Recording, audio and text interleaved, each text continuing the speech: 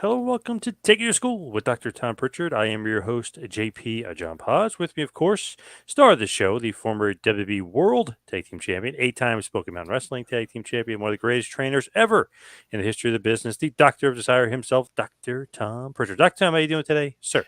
John, I'm doing great today. We're at the end of our 12th week in the summer session. Summer officially starts tomorrow as we speak. Or especially ends. Autumn begins tomorrow. So, I'm looking forward to the rest of the year. But we're doing great right now. Last weekend. And then I'm falling off the face of the earth. I will say this now. Next week, next Wednesday, I will be nowhere to be found. So we're going to have to take a week off. Yes, all right. Yeah, just so you know. Hi from Ibsen, yes. Hello, Ibsen. Interesting question just to start things off here. Look at this. If you lose a match, can it be called a hand job? From the I wasteland. Interesting question. Yeah. I'm not. I don't get the connotation, but I'm not sure. No, you could call it whatever you want if you want. I guess we can make up our own language. Yes. I heard people making up their own language all the time these days, so we can call it whatever we want. Ready for school right now with the teacher. Nice. Ibsen. Maddie R. Good evening. Matt, good evening. We do get some recurring Yeah. guests. Yep. Yeah, Jason, of course. Hello, Dr. yes. Tom. Mr. My John. favorite planet, Saturn. Yes. Yes. Hello, Dennis. Dennis. Hello. Sam, the man. How are you tonight? I think Yes. we're all doing great tonight. We had a great Yes. promo class tonight. We had some we, we had some good lessons this week, and tomorrow we're going to finish it off. And not this Saturday, but the following Saturday, I believe October 1st. A couple of our guys are having a match in Selmer, Tennessee, for Tennessee Championship Wrestling, and so things are going very good with us tonight, as every night. So I wanted to talk about Stone Cold Steve Austin tonight as the topic. You said why, and I said, "Don't you remember the anniversary?" And you said you did not remember the anniversary of Steve Austin versus Zip back in 1996. Happened this week. Actually, technically happened on the 24th, but it is this week, and obviously when it comes out, it'll be this week. Zip versus Stone Cold Steve Austin. I don't know what's sadder that you actually looked up that anniversary, or it showed up on your calendar, or what. But that's a pretty sad state of affairs. Zip died in a horrible car accident like many years ago, almost 20 years ago. Oh, sorry he died, but he's long gone. I don't remember much about him. But Stone Cold Steve Austin, from the time I did meet him in Texas and USWA, he was a guy who had Barbara. Always good to see you. Uh, Austin always had that drive, and you knew he had potential. You looked at him, you knew he was a star. It just was a matter of time. But at that time, I don't even think Steve realized how great he could be, or possibly he did, because we were both living in the Congress Inn in Nashville, Tennessee. And if anyone in Nashville, Tennessee is listening to us and doesn't know about the Congress Inn, and you want to go see how it was, I'm not sure what street it was on anymore, but it was the Congress Inn. And when you checked in, if you didn't have a gun or a knife, they gave you one. So, Oh boy. yeah, it was one of those kind of places where you Yeah. hear sirens constantly, and the pitter patter of little feet running down the street. I don't know. It was a great learning experience, a great character builder for Steve, because at that time nobody was making a whole lot of money, but you were there because you loved the business, and it was a place to go work on a regular basis. So you could tell Congress in weekly rates for those paid weekly. That ain't right. Look how he spells weekly. Yep. I noticed Anyway, that. Bo okay. James, Yep. King of Yeah. Kingsport, of course. Yeah, but it was one of those places where a few of the guys stayed, and it was cheap. It was we weren't there a whole lot. We went to the gym. That was during a period of working out and then going to the towns, and sometimes you'd stay over in Evansville if we had a shot the next day that was close or whatever it was. And those were the days when we would do a spot show on a Friday night and everybody would meet in the Kmart parking lot in Hendersonville, Tennessee, park your cars there, and nothing would happen to them. The people would watch over them, get on a tour bus, the whole crew, and travel from Nashville to Dallas, get there in the morning. And some of the guys would go to the gym. Some of the guys would hang out and sleep on the couch in the sportatorium or explore the place. And Steve was getting a great education. He was getting reps. He was learning, and he was watching. He was observing. He was a student of the game.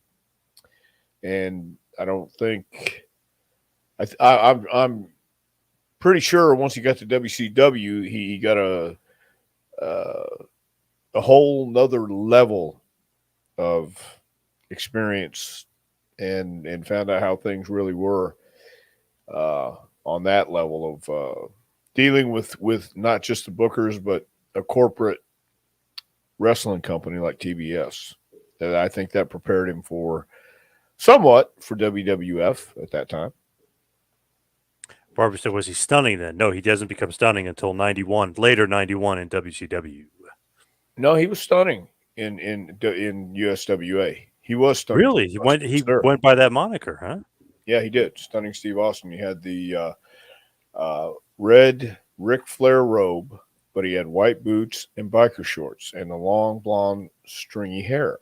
And he was Stunning Steve Austin. But I think even Steve realized that, I asked him one time, it was Brian Lee, Steve, and myself. We were coming back from town, and I said, what is so stunning about Steve Austin? I don't get it. You're wearing the robe, you're wearing the white boots, and he didn't have an answer, and neither did Brian. Brian Lee was primetime Brian Lee.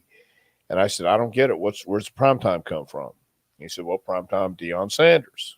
That's who I am. I said, no, Deion's primetime. Why are you primetime Brian Lee? I don't see it. So, but he was stunning, and then he found out he was a Hollywood blonde in WCW, but he was still Stunning Steve Austin. But he was Stunning Steve in USWA in Dallas. He sure was.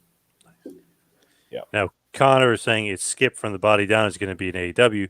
Skip, unfortunately, was Chris Candido. He passed away. Dr. Tom was Zip. So, John, obviously, Skip. We don't have to remind anybody who I was.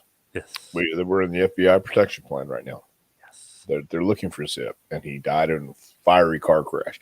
I remember I asked John Studd that too about Chuck O'Connor. Because I had seen in the magazines he wrestled as Chuck O'Connor, and he looked me right in the eye, and I was like 16, I guess, taking him to the airport, and he said Chuck died in a fiery car crash.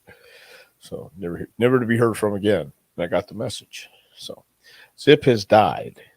He died. He died a long time ago. Hell, he died when he first got in the ring. So Chelbeo says, hi, Tom. Hope you're doing good. So when did the Stone Cold hype blow up and take off? What was this specific catalyst? Well, we watched a couple weeks back, the class at JPWA watched Stone Cold versus Bret Hart with Shamrock as the referee. I forgot they'd worked before. They'd wrestled before, but the match with Bret and Shamrock as a referee, where Bret has Steve and the sharpshooter and the blood is running down his face. Yeah. Was it? Yeah. WrestleMania 13, yep. Right. I truly believe that might have certainly been the point that made Steve, pushed him right over the line there, because it really was a great match. And Steve was already such a great worker. He was organically getting over. He was that guy who, when he came out, he believed what he was doing. When he came out, he believed he was Stone Cold Steve Austin. He was the baddest son of a bitch on the yard, and he was looking great. He had that fire, and people could read that attitude. That's connecting with the fans, with the crowd. and he knew how to do that. He was anxious, he was thirsty, he was hungry to learn, and he went in and did it the right way. Um, he had a chip on his shoulder, and he was ready to show everybody. He was that intense, and it wasn't manufactured. It was legitimate, real, and authentic. And it was a cool thing to see because he was still the same guy he had been years ago, even backstage to people he knew. And he was that guy, but you knew there was a difference about him now because he had that confidence and he had that swagger and he had that uh, gravitas that he carried with him the whole time. He was Stone Cold Steve Austin, and he didn't revert back to stunning. He just that was it. Once he hit it, he hit it. But I would think maybe the catalyst would have to be Brett at WrestleMania 13. Yeah. Everyone assumes that the catalyst is Austin 316 after he beats Jake the Snake Roberts at King of the Ring. But if you remember after that, they didn't really use the Austin 316 yet. Even though there was crowds in the sign and people were saying Austin and wanted Austin 316, there was actually the WF magazine came out and it didn't have Austin 316 on it. It said something Austin was something else. So it was weird. Like they didn't go with that right away. And Austin wasn't booked strong after. Remember SummerSlam directly after that, not the pay per view, but the pay per view after the two pay-per-views, I guess you could say. There was a July pay-per-view, and then August happened. He was booked in the pre-match, the pre-show match against Yokozuna at that SummerSlam. So he wasn't booked strong until he started feuding with Bret Hart. And obviously Bret returns at Survivor Series, and they have an awesome match there too. But that wasn't really the catalyst, Austin 316, which is crazy. The revisionist history is, but not technically. Well, I think it didn't happen right away because the power or powers that be didn't connect with the Austin 316. They didn't get it. It wasn't communicating to them. It was the fans who were catching on. It was everybody else who caught it. And even the agents backstage who caught it and said, oh, there's something there. And then people started bringing the signs and they're going, what does that Austin 316 mean? And it was slowly taken off. But again, I think it was the right speed. It was the right way to go into it, and organically, the people were begging for it, and you could feel it on the house shows. You could feel it everywhere Steve was. There was a tide rising, and every time he went somewhere, it got bigger and bigger and bigger, and it was due to the fact that Steve was finding out who he was. He had some anger, and he had that chip on his shoulder, and he was determined to prove that he was not only worthy, but he was certainly deserving of what he was going to get. And he did, man. He went out and he never dogged it. I've never seen Steve go out and dog it in the match, and to go out with that intensity every single night, or pretty much every night, or every other night, whatever it was a lot of. We were on the road a lot back then, and the guys were on the road a lot when Steve and everybody was cooking because it was so hot. So he did the right thing. He took the right steps, and nobody rushed anything. It happened, and when it was ready to hit, they hit. Ibsen, this was the first time that you saw Steve. Did you notice him or he noticed you? Like, did he know you ahead of time? And did you know who he was ahead of time when you guys first met? I guess it was either in Dallas or in Tennessee. Yeah, he was already making waves when Chris Adams trained him, and I had heard of him. I don't know if he knew me or not. I mean, I really don't. But introduced and uh, hit it off right off the bat. I mean, he is who he presents himself as, a beer drinking redneck from Texas who likes to have fun. Um, and he can kick ass at the same time.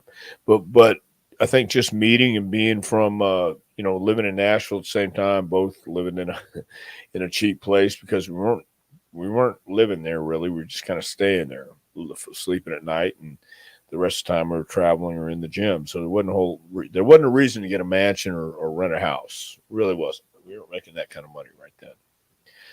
But we got along great. Barbara says, I believe Steve was trained by Chris Adams, which you just said. What Yep. was the training like? Is British style different than U.S. style training? I don't know that Chris actually taught British wrestling, British style wrestling, because there's a little difference. Like if you watch the wrestling, Wide World of Wrestling, is that what it is, or Like the world of Worldwide sport? Worldwide World of Sport? Yeah, they did a little bit different, but it was similar. At the same time, I think Chris was mainly doing the school in Dallas to make money, get an opportunity, because I think he saw the writing on the wall too. He was getting older as well, and wanted to show that he could probably train these guys. But I don't know that it was. I don't know what his training was like, first of all, but I don't know that it was any different than what schools in the U.S. were doing at the time either, except, it was a lot of blow up drills probably, and you probably took some bumps. And if you're training 2 days a week, okay. I think you need to really train more than that, because it has to get in you, and you got to have it on you, and you got to feel it. And it doesn't happen when you do it like just once in a while. You have to get in and do it. You have to get a ring shape, completely different than cardio shape. And you have to learn, don't do it till you get it right. Do it until you can't get it wrong. So it's just instinctive, and you go out there and you when people grab with their right arm or grab somebody's right arm, that should feel so foreign. Where again, don't do it until you get it right. Do it until you just can't get it wrong. Do it until there's no other way except the right way. This way, we work the left side. We do these simple little intricate things that all add up. It's all in the details. And I don't know if Chris paid attention that much to the details back then, because why would he? Don't know. But maybe he did. So I don't really know. David, what's up? David, you're looking at what's up. Do you remember the Congress Inn address, by the way? We were talking about the Congress Inn before. Do you remember the address? I do not. Here it is. 29. Bo. see, Bo would know that.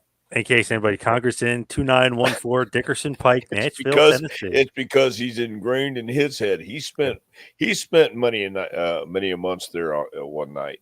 He spent about a couple months there one night. Yeah. And he said Dutch gave him Stunning Steve first night in Memphis. Look at Dutch, creative Dutch. Yeah, in Memphis. Yeah, it was Steve Austin, and then I think he might have added it that night. But I knew he was definitely Stunning Steve when he was in Dallas. Did Steve, when he was in WWF from Ibsen, did he like or dislike Ted DiBiase by his side? Did he ever mention anything? Because, why does this guy, who's one of the greatest talkers ever, WWF doesn't realize it, but why does he need a manager? Why does he need DiBiase? Did he like that or not like that? Steve never mentioned anything like that to me, so pure speculation on my part. I don't think Steve had a problem with Ted being there. At the same time, I believe Steve knew. He certainly knew he could talk. He certainly had confidence, but he understood the steps you had to take, and that was getting the opportunity and then showing that you are coachable, you can adapt, and you'll take the situation you're in and learn when and where it's time to say something different. And I don't think it was anything to do with liking or disliking Ted DiBiase. I think it was just a matter of Steve having that opportunity to show what he could do and how he could talk and cut the promos. And I'm certain, you had a lot of people there who were high on Steve for a long time. We were at the Congress Inn, and Magnum TA called me to ask about Steve coming to WCW before he came. So I knew Magnum from San Antonio, So, and he knew I was in Memphis and where I was staying. So, you know, everybody had been looking at Steve, the big companies, because he was a big guy. He worked out. He looked the part. Man, he had raw potential written all over him. He was dedicated. He loved the business, and you could tell he loved the business. And so I think everybody had their eye on him for a long time. And ECW, he had the chance to talk, and everybody was watching. Yep. Not everybody, but you had guys watching from the office, the ECW show, and they say, this guy right here. So WCW wise, why did the Hollywood Blondes break up? Seemed like a bad move. I think it was when Steve got hurt, if I'm not mistaken, but maybe it was something else too. Uh, maybe they just wanted to break him up because usually it's a tag team. You can have one stronger and more dominant as the other, and then somebody sees something here. And again, it's they both Pillman and Steve both were talented guys, but tag teams weren't always meant to last forever unless you're the Midnights or rock and roll and stuff like that. Destined to have big singles runs for those two guys. Yeah, that's what I mean. Split them up and veer them off with guys like Steamboat and gosh, we just saw a match with him the other day. Great Muda. No, it wasn't Muda. Steve, it might have been Steamboat actually, because where he started pushing and it looked like they got into a pushing contest where they weren't sure who was supposed to back up. And Steve kept coming forward, and the babyface, it might have been Steamboat, chopped him and then cut him off, and then they went into their match. So I do think they wanted to groom Steve as a singles. There is a great match from '93. I know we mentioned this last week. Steamboat, Shane Douglas, Rock and Roll Express versus the Heavenly Bodies. Obviously, you and Stan, and Pillman and Austin from a worldwide taping in Gainesville, Georgia. Really, really good 8-man tag with you and Steve. So not only USWA, WWF, there's a little WCW mixed in where you guys cross paths. Yep, sure did. Would you like to give Zip a Viking funeral? That's what the request here. Viking funeral for Zip. No, I don't even want to recognize. I don't even want to recognize that son of a bitch was ever alive. Between Hogan and Steve Austin, who would you say was best for business? Well, I don't really know best for business. I mean, for the time Hogan was there, obviously he fit the mold and he fit what was going on, and you can't deny that he was the guy. He carried the company on his back. Same with Austin.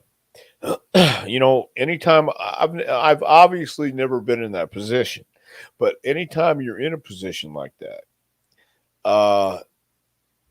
it's once you reach that spot, things don't get easier. The work increases, and you can't let up. You have to keep up, and you have to stay focused. And a lot of times, you may be approached or handed something that you're not fond of, and you don't care about, and don't want to do, and you say no.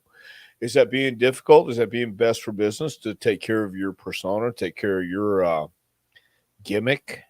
Whatever it is, as true blue as it is that best for business because you didn't ruin the integrity of what you were coming across? I mean, I think in the Astrodome when Austin turned baby or turned heel, yeah, with Rock, I keep hearing that might have been a huge mistake, and probably, but for that time period, so I don't know.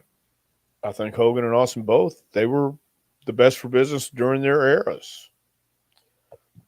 To me, as a fan, those two guys are the two biggies for me because obviously lived through the Hogan era, which is longer than Austin's era. So that's why you got to give Hogan the slight edge. But Hogan had two kind of eras. He had the relaunch with the NWO, and that was another era which kind of set off the Austin era.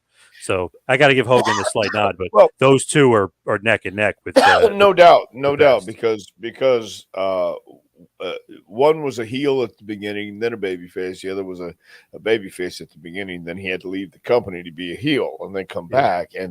And so Hogan's popularity is not completely different than Austin, but it was a different vibe and a different era.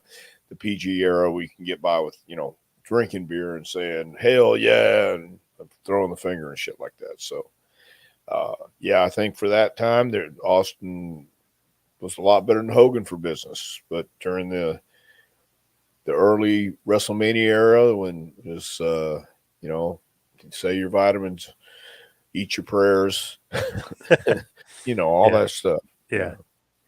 Yeah, those two neck and neck. It's and just as a fan, it's like an unbelievable boom. It's like, oh shit, MSG sold out. Brendan Byrne Arena, Continental sold out. Then Philly sold out. I mean, just my area up here in the Northeast was crazy during Austin's boom and Hogan's boom. But yeah, because the kids who watched Hogan were growing up, and then if they Yeah. stuck with it and transitioned into Austin, we're now, we've had the sugar and spice and all that stuff. Now we're getting some real, black and white dirt grit. I'll beat your ass instead of, hey brother, we're all in it together, and I love you, and yeah, all that stuff. So. Was Skip cool with Stone Cold Steve Austin? Did they interact as far as Yeah, Candido? Steve was very cool with everybody that I saw. And Skip and Chris. Chris. Once again, Chris was a student of the game. So was Steve. There was everything was cool with those guys. Sure did. From Spike, I think Steve Austin moved noticeably more slowly after recovering from Owen Hart's botch at SummerSlam '97. Do you agree? I agree. I think anytime you have a neck injury, you're going to move a little slower or wary. It really just depends how bad, but yeah, I think it happens. I think no matter what, I think it happens to everybody. But sure, I noticed Steve moving maybe a little slower, but not necessarily any less intense. I think he still had the intensity. So Yeah, I mean, he may have changed his style just a smidge, maybe more I kicks, more punches, more crowd reaction, but that's when he got more and more popular. So, right. Well, we the rule is less is more, right. and if you can do get the same response or more doing less, then you're working smarter, and that's what you want to do. And Steve obviously did that. Steve's a smart guy, so things happen in the ring, and you can do all you can do to learn how to protect yourself when you fall, but you're still going to fall, and you still have to slap the mat. You're still going to feel it. So in the chaos, the organized chaos or controlled chaos or even the uncontrolled chaos, you still have to learn how to try to fall and minimize getting hurt. And when you're going to get hit, you understand this is still a contact business, contact sport, whatever you want to call it. And people think they know the ins and outs. Okay, you know the framework, and you know where the door opens and where it closes. In other words, how we're going to start this match and how we're going to end it. Yeah, okay, we know that much. But the in between stuff, or even on a finish and doing something like a tombstone pile driver, is still pretty dangerous. And you got to remember, man, after working wrestling for 20 minutes or whatever it is, and you're sweaty, slippery, and you have to be precise, and not everybody's going to be precise every single time. I've heard Bret Hart say many times he takes pride in not hurting anybody throughout his career.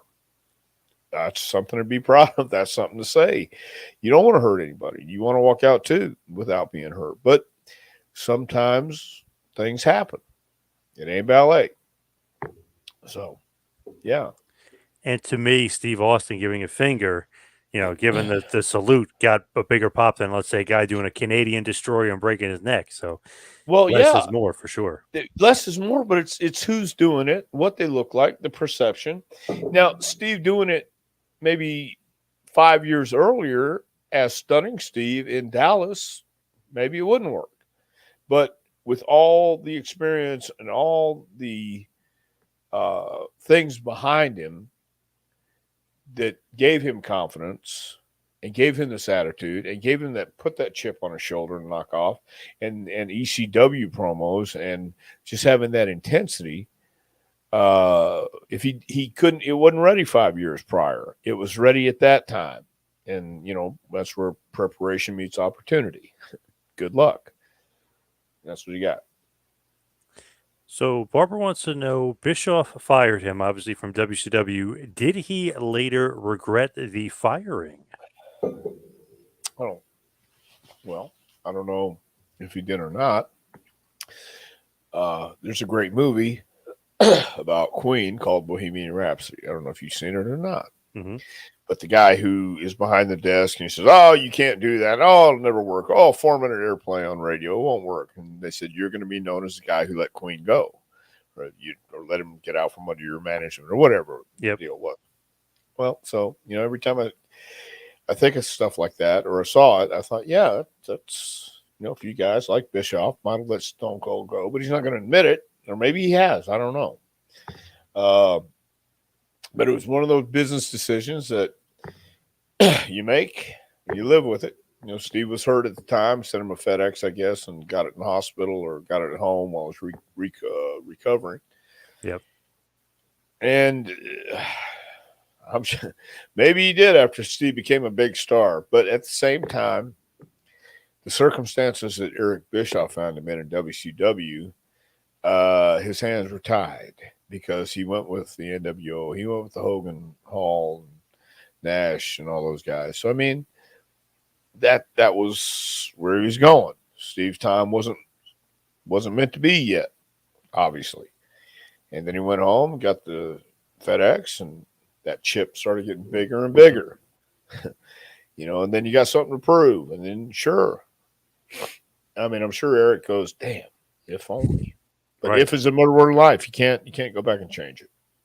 I feel like he's got to regret it. I don't know if he's admitted it, but he's got to regret it because that's the guy that ended up beating you, kicking your ass every week. So, well, my thoughts on that is this. In those days in WCW, I had a couple friends who were still on the roster, and occasionally they would explain to me or talk to me about what's going on, and I could see how you would get lost in the days and the haze of what's going on because you're being bombarded and surrounded by influential people who have making a lot of money and proven track record. And Steve is there, Pillman's there. You have some great workers there, but the situation was what it was. So I think that just added to Steve's resolve to be a big star and added to his attitude and added to his I said resolve, but he was determined. He was determined not to borrow money from his parents. He was determined when he had to look. I've actually seen him peel potatoes and eat raw potatoes. That's not just a story. That's fact. That's true. You couldn't afford anything at the Congress Inn. I mean, you made it or you didn't, and I think that's why there was some animosity in the beginning. But then I think success is always the best revenge, and then you look back and say, okay, I understand why it was this way. Well, it might have sucked, but that's part of life. Life has its ups and downs. Life has its struggles and potholes and all that good stuff, man. But I think without going through all that, you wouldn't have had as great a Stone Cold Steve Austin as we did. That was what made him. That was what carved out that entire attitude, that personality, man. He was mad at the world, mad at people like Bischoff and Vince. I mean, he understood the business, but he was also, it was like, how dare you? You don't know what you had. Bischoff didn't know what he had. He didn't know how to cultivate it. He didn't know how to groom it. He didn't know how to water and fertilize a talent like Stone Cold.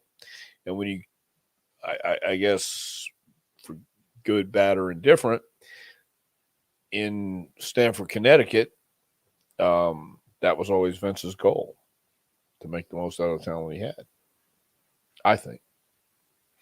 So while it says Stone Cold Steve Austin chose to use Austin 316 as his own Bible reference, but I'm curious, did you or anybody else have a problem with him using Austin 316? Like, is that blasphemous?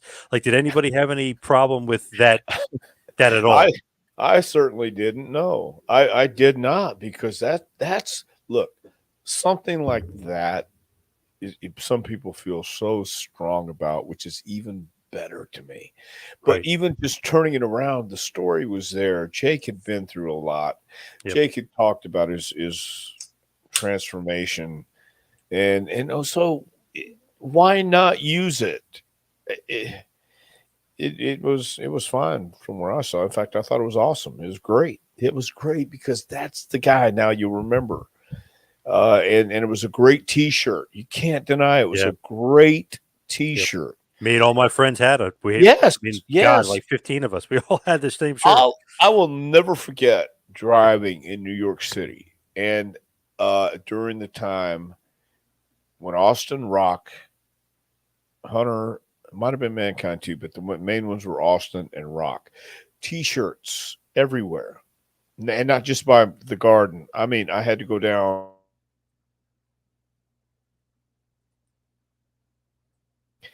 But I saw the T-shirts and the popularity. It was everywhere in the Northeast, but everywhere you went, everywhere in the country, if you go out somewhere, uh, to a mall or store or whatever, chances are you're going to see a wrestling shirt. There's going to be Austin or Rock. Those are the two guys, and then it became the NWO, stuff like that. So, uh, yeah, it was incredible, and Steve knew he had something. When he said the 316, he knew he had it. Matty R. Austin versus Flair drinking contest. Who wins? Uh, hmm. Well, wow, I really don't know. It might be a no contest. They might still be going. I don't think anybody'd give up. That's for sure. And I'm Arn not sure. Arn Huh? was telling me a joke about Flair, like he'd drink one, order another one, throw it. You know what I mean? So you're Right. getting drunk and he's, every other one kind of thing. Well, here's what I remember, especially because his deal was kamikazes, bringing them to the table, and God, I don't. Have you ever had a kamikaze? Yeah, and a while ago. Yeah. Not too Yeah, not big, my man. That's favorite. not my No. favorite at all. So I mean, uh, and I never actually saw the over the shoulder, but I heard about it too about that same time, and I thought, because he's the last man standing. Supposedly, I can party all night long and do all this stuff, and I thought, well, wait a minute, uh, but I would drink the drinks, everything he brought, and then I've gone to the gym with Flair the next morning. So you be in the gym by 8. So you get maybe 2 hours, 3 hours sleep, if any sleep. Real quick Flair story. We were in Birmingham. We stayed at the Radisson, and Bruce had come in for some reason to visit. And Bruce and I were sharing a room. We're all in the bar, the Radisson, and we all go to bed about 3:30, whatever it was, after the kamikazes. And Kevin Sullivan is there, Rick is there, and Sullivan, Rick, and myself were going to go train the next day at the gym. So the next morning at 7 o'clock, the phone rings, and I answer it, and all I hear is squats by the pool, 10 minutes. Click. So I went in. I threw water in my face. I'm not going to shower. I'm just going to go out to the pool, throw water in my face. I stagger out. Bruce comes out with us. And we only, again, 3:30 in the morning. Really hadn't had any sleep. But we're out there. Kevin's out there. Flair's out there. We have the cards. He starts with the cards. Whatever's on the cards, you do that. Squats. We did squats. I threw up in the yard by the pool. Dove in the pool. Came back out. Then we did push-ups. I threw up again after the push-ups. Dove in the pool. Came back out. Laid in the sun for a little bit. And then we got ready to go. So, you know, uh, I've seen I've seen Rip drink whatever he was drinking. I know I drank whatever was given to me that night, and we still went out and did it by the pool instead of going to the gym. We still got our workout in, and that's kind of stuff he did regularly. According to Steve, Dusty said they weren't supposed to be over, but just be filler on the card in WCW and not be main event stars, which was sad and maybe a mistake there. Well, well, it's the same thing like they did with the Midnight Express and Rock and Roll Express. Uh, Jim Crockett was running 2 towns a night because business was so good, but then the B towns that Rock and Roll Midnight were on were out drawing the A towns with Dream and Nikita and all those guys. Apparently, though, as the story goes, Dream came to those guys and said, nobody outdraw with the Dream, baby. I thought he was going to put him on the same show he's on, so he's drawing the house. You know what I mean? Yes. And that was the way it was back then. Especially with those guys like Dusty and Flair, Bischoff, and everybody else. He was looking out for his spot, and he'll tell you flat out, you got to have an ego for this. You got to have a performer's ego, and you got to believe you're the best, and you got to believe that you're the draw, and everybody else is just filler, baby. I'm the main event. Right. Yeah. Yep. He makes no bones about it. I mean, I've heard him say it many times. Cleveland said brother loves brother, which of course is you. Interesting.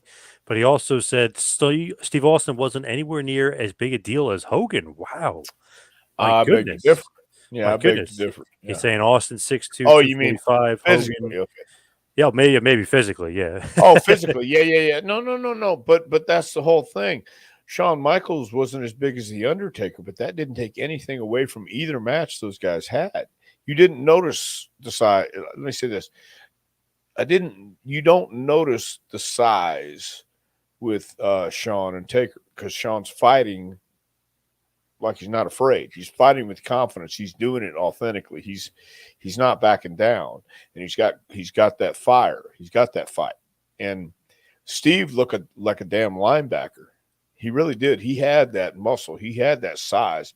Maybe not as tall as Hogan, no, but that's what I mean. You have to go in eras during Hogan's time as a superhero. Sure, that worked, but Austin's time as a superhero was a different kind of superhero. It was time for that badass who beat up your boss and wouldn't take crap from anybody to come out. Hogan was, come on, the American way and everything. But, Steve was a different kind of American way, or Steve was a different kind of rebel. Did Stone Cold get a bigger pop than the Road Warriors? You got a pretty damn good pop. I'm pretty sure I'll go ahead and say it's the Stone Cold pop. The Road Warriors got a hell of a pop, no doubt. Yeah, it's a Road Warrior pop, brother. Yeah, I get it. But Austin got some. Austin was the star of the day when he was there. So I feel like it got turned into Austin pop. You know what I mean? Like, well, yeah, because I think the rib was, Hawk asking Animal, "Hey, did you hear that pop? Yeah, it's a Road Warrior pop." Because they were great guys. I mean, they both had a sense of humor. They knew, and so when anybody else would go out there and say, "Yeah, we got a Road Warrior pop," but Steve turned it into something else. And you got to admit, when he was around, he was the guy, and he was the guy that got the organic pops and big pops, and he was a star, man. You can't deny that. You really can't. Is there anyone that Steve really didn't like? I really don't know. We never discussed it because especially on the car trips, people talk about, well, I learned a lot on car trips, and yeah, you can learn a lot on car trips just by hearing stories. Not always about wrestling, but just by hearing stories and learning how to make it fun. Learning how to make a 4-hour car trip, seem like it was 4 minutes, or just have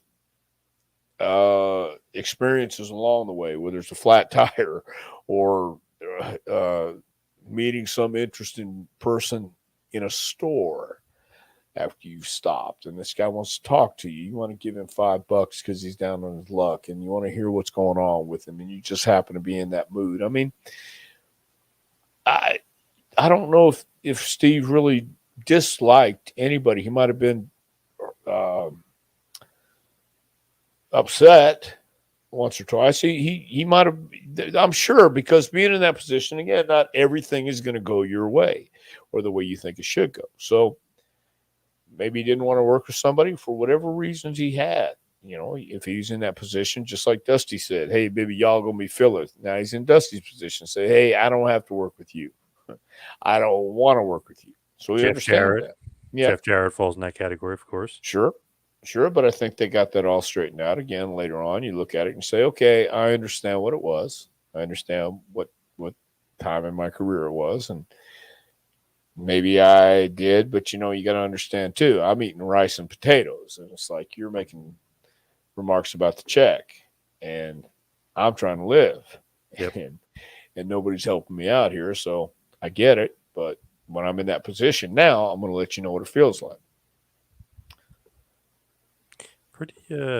Pretty like funny, like how that all happened with Jarrett, and he ends up stunnering Jarrett at one point, but not wrestling him. You know what I mean? He beats him up, but he doesn't wrestle him.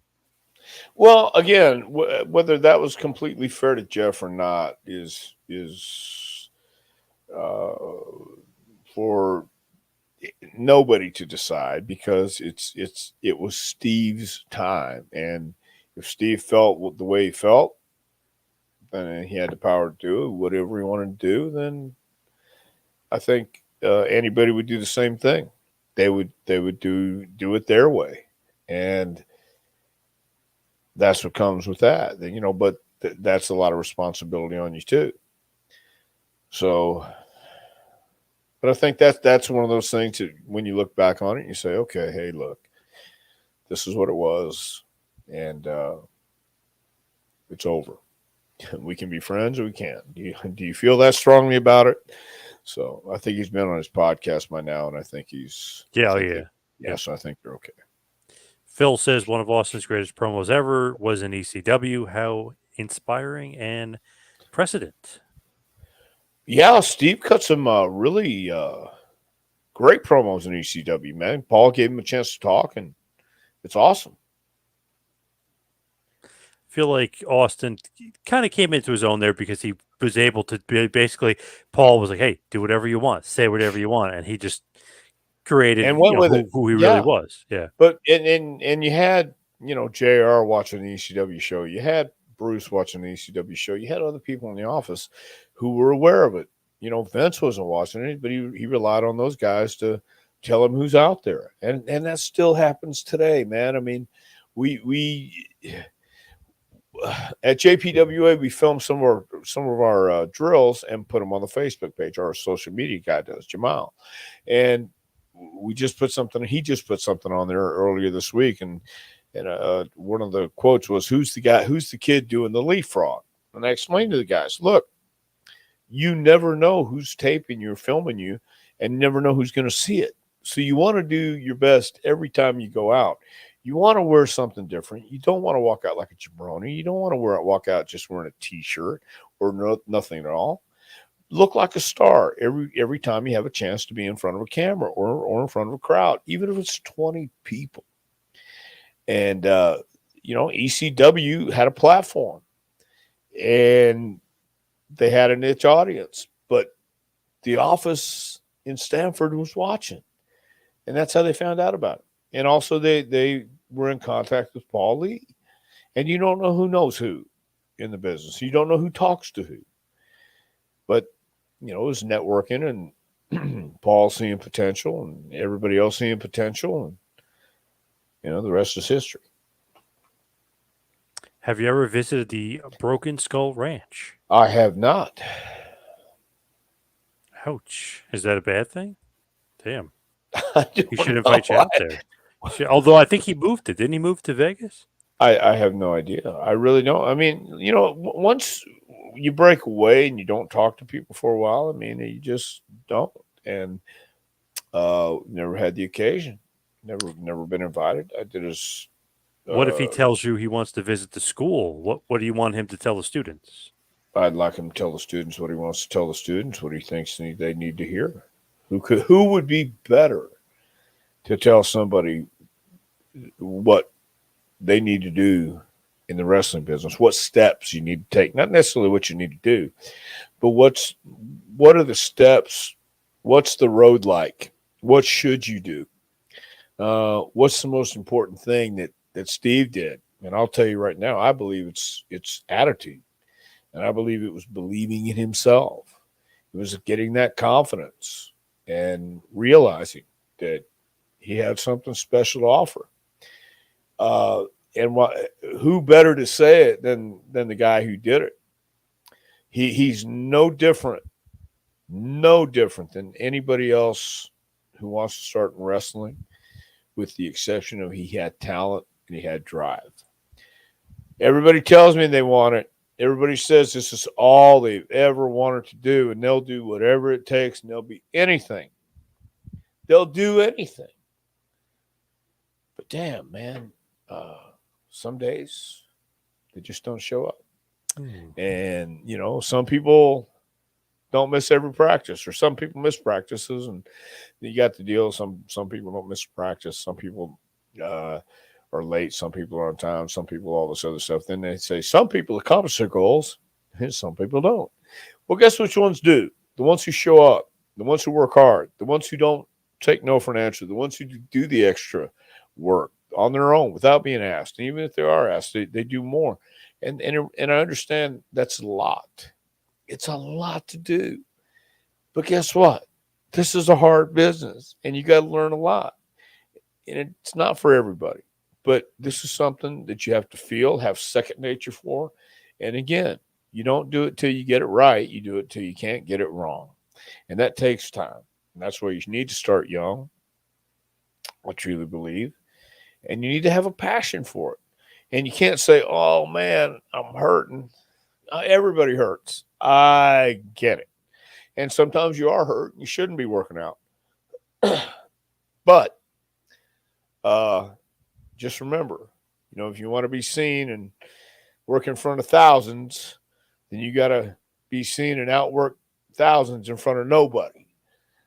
And not everybody understands that. Not everybody gets it. You don't just go to wrestling school for 12 weeks and expect to be in the main event in Madison Square Garden the next. It doesn't work that way.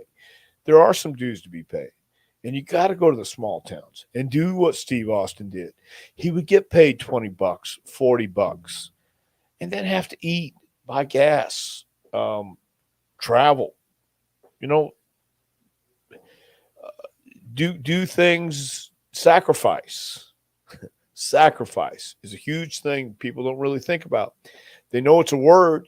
They know it sounds good when they say it. I'll sacrifice anything. But will they really? When you look at a guy like Austin, who ate rice and peeled potatoes because he didn't have enough to pay rent and buy groceries, that's sacrifice. That's dedication. That's believing in yourself. He didn't had too much actual pride to ask anybody for anything. He was going to do it on his own. He was determined. He did whatever it took to save, to be able to do it on his own. And that's a testament. That's just a testament for everybody to look at and see what Steve Austin went through to make it, and what he did when he And what a legacy kind of finished his career. To me, Mount Rushmore guy, one of the best. And last year they needed WrestleMania night 1 to sell out. Obviously it did, 65,000 tickets. He had awesome match, biggest pop of the night. He sells beer now. The beer is sold out all over the place. I have a hard time still getting it, months later. So what a legacy for him. Right. Yeah. Forget about just wrestling. He's got the other ventures. He's got the other items that you want to pick from. So yeah, he's doing awesome for himself. He's doing great, no doubt. I mean, who better again to tell somebody, hey, it's tough, but if you really want it, you can do it. Yep. Everybody wants to be a star till they find out what it takes to become a star. Yep. Bo's right. Yes. For sure. So let's just hit a few quick questions before we head towards the finish. Thoughts on Ricky the Dragon Steamboat's return to wrestling? He's going to be wrestling again at 69 years old. Ricky's one of the greatest baby faces of all time. I always say Ricky Steamboat and Ricky Morton are the two guys you should watch as far as selling, being a baby face. 69 years old. I truly believe Rick. I just saw him not too long ago in Nashville. And he looks great. I know he had had a blood clot years ago when he got power bombed in the ring. But I think he'll be okay taking care of his health. He knows Ricky's smart enough to understand what he can and can't do and doesn't want to get hurt. But he looks tremendous. And once you got that and understand selling and psychology, which he does, he'll be fine. From Ed, I think it's a better story for Rock versus Roman Reigns with no championships involved. Do you agree? Ooh, no. I think there needs to be a championship involved. I like it with the championships involved. I understand you have enough with the family, but I think it adds a cherry on top with the championship involved. That's just me. I agree. I think you got because I wouldn't want Roman to lose. I know that you're thinking like two main events, Roman Rock, and then the title, but I don't want him to lose. So I think you put the titles on the line, have Rock say he's the real bloodline or the real leader of the group, the real leader of the pack, the real tribal chief, and have him try to win the titles. And I truly believe that's how Rock feels in his heart. The right thing to do is not only pass the torch, but make sure he endorses at the same time. I think so, and I think it'd be a great thing to do. I think it'd be awesome. Do you feel like you've lived the same day many times before? It's Groundhog Day every day. Yes, I have. Let's talk about your book, a pro wrestling curriculum, advice, suggestions, and stories to help the aspiring pro get to the next level. Dr. Tom, where can they get the book? You can get that book at jpwrestlingacademy.com. Just hit the front page, hit the training icon or what Link. is it? Subject link. Thank you very much. And that'll come up on the front page. And you can order that book from Amazon. That's jpwrestlingacademy.com. Also talks about our next class, which will be October 3rd through December 9th. So if you're looking to train and come into Knoxville, Tennessee for our fall class, go to jpwrestlingacademy.com. Sign up, send an application in, and we'll get right back to you. Nice. Of course. Look at this, Barbara, right on time with the book. Yep. Is there a chapter on drinking beer and working out? No. Is there a chapter on kamikazes?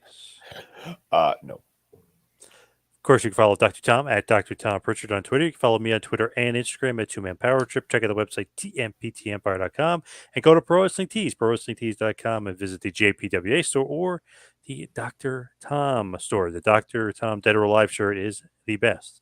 But Dr. Tom, got anything else going on you want to talk about? That's about it, man. I'm going to Altoona, Pennsylvania here in a couple weeks. After next week, as I said, we will have no show on Wednesday next week, but on October 8th and 9th, I will be in Altoona, Tennessee for Imagine Wrestling. Mike Lettieri, Cato, and all the guys down there have a great time every time we go to Altoona, and I'm sure they'd love to have you guys sign up for the seminar as well. Thank you, Phil. Tally ho. But thank you, everybody out there, for listening. Thank you for the questions. We'll see you 2 weeks on Taking the Scoop with Dr. Tom Prichard. See you in 2 weeks, folks.